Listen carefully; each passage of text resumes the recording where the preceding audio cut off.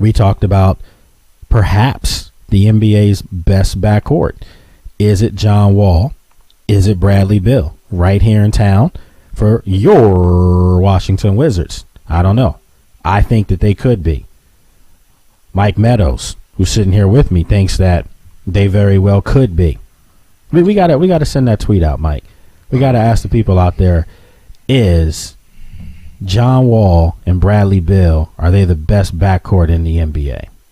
Yeah, that'll be a good one. Well, we have to do that, and just hashtag Lake Lewis, just so they know, so they don't think that it's we're just making up something to talk. Mm-hmm. I really think that these guys have the potential to be, and I think right now they're number 3 on my list. I've said that. I'm not going to tweet that part.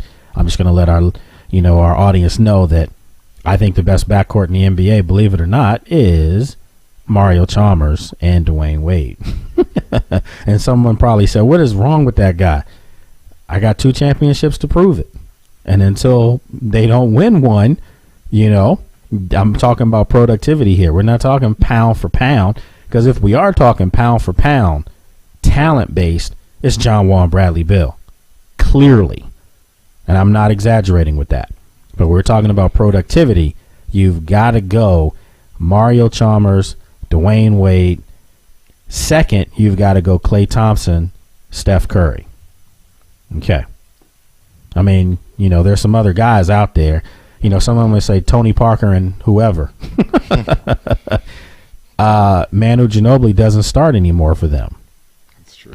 So Danny Green played out of his mind last year in the playoffs against Miami. But do you really say pound for pound Danny Green's one of those guys at 2 guard? No. Okay.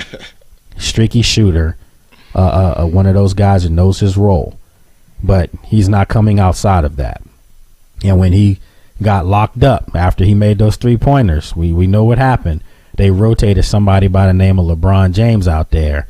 Then they put Shane Battier out there, and we didn't see that anymore. I'm not saying he's not a great player or a good young player, but I'm just making that point. I don't know if you can bottle up Bradley Beal. I just don't know if you can, because he's explosive too. Can you bottle up John Wall? Absolutely not. John Wall bottle himself up before somebody else will. If John Wall's mid-range jump shot is working, which it has been all year, if it's working, I've said this before, with a basketball in his hand, he's the fastest point guard from baseline to baseline in the NBA. And yes, that includes Russell Westbrook. And a healthy Derrick Rose. There's no one faster with the basketball in the NBA. And this guy's coming down the court at 6'4", 6'5", doing that. That's pretty impressive. Again, we're going to have to chop this up and send this to the Wizards. They're going to have to show us some love on this. Mm-hmm. Because we're giving them hyped up, helping their backcourt. But I truly believe that. If you check these guys out, check them out. I'm not making this stuff up, folks. This is not made for, it's video. I was going to say it's not made for TV. But it's video. It's made for Sports Journey TV. That's what this is. But yeah, you tell me. Who else out there do you take? Who's the backcourt in Boston? Rondo when healthy and Avery Bradley? No, not over these 2 guys here. Who's the backcourt in New York? Raymond Felton and Iman Shumpert? Not bad, but Raymond Felton's no John Wall. Now I'm trying to help people here. I'm going down the list. Let's go to Minnesota. Ricky Rubio and Kevin Martin. Not bad. Not Bradley Beal, John Wall. Yeah, no. The Clippers. No one even knows who their 2 guard is, first of all. Is it Redick? Yeah, it's J.J. Redick. But that's what I'm saying. J.J. Redick is a self-made player, and I give him a lot of credit. He's reinvented himself from his days at Duke. He definitely has come out of, the shadow of being labeled as quote-unquote soft coming out of Duke. He's a defensive stopper now. But no. That's no John Wall and Bradley Beal. You may get us with the Chris Paul, but not the second part.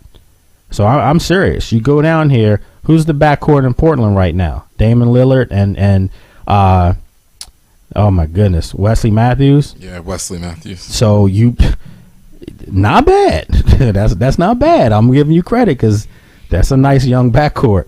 What about Indiana? George Hill. George Hill and Paul George? Nah. No, I think John Wall trumps George Hill. Definitely. And clearly George trumps Bradley Beal. Mm-hmm. But we're not talking about, so somebody can say, well, aren't they better than, or what are they tied? No, we're talking about collectively. Collectively, folks. Right. I don't see too many guys. What about New Orleans right now? You know what? That is a team.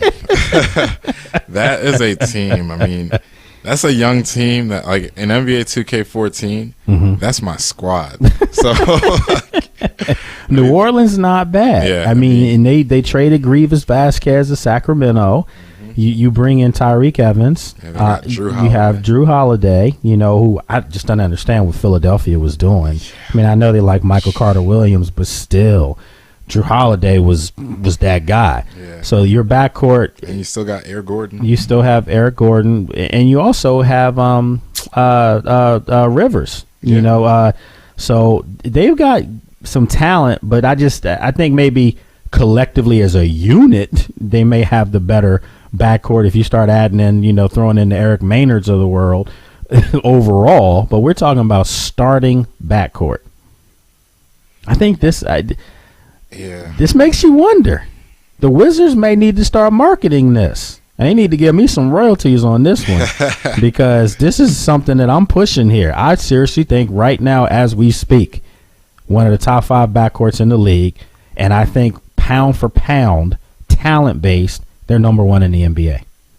Yeah, I mean, I think that the closest teams when you look at it, they don't match up pound for pound. Klay Thompson, Steph Curry, you seriously would you take Bill and Wall over them? Yeah, because Klay Thompson and Steph Curry, their defense is under investigation. So APB still out on those defenses, right. and they're I don't know how they do if you get physical on them. Yeah. If you put Lillard and Matthews on them. So you understand what I'm saying. And the problem with those guys, too, is they can't really put the ball on the ground.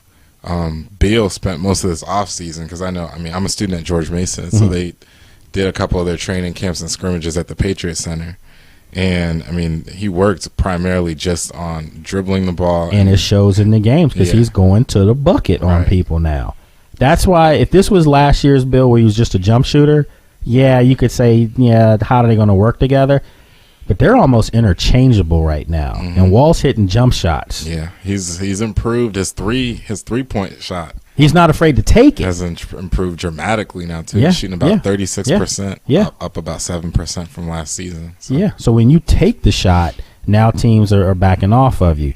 I'm just excited about this Wizards team, folks. I know it's a national show, but I am sitting here locally, Mike and myself and even Evan out there. What's up, Evan? Burnett, he's out there as well. We're covering these guys, and I'm excited, get a chance to see some winning basketball right now. So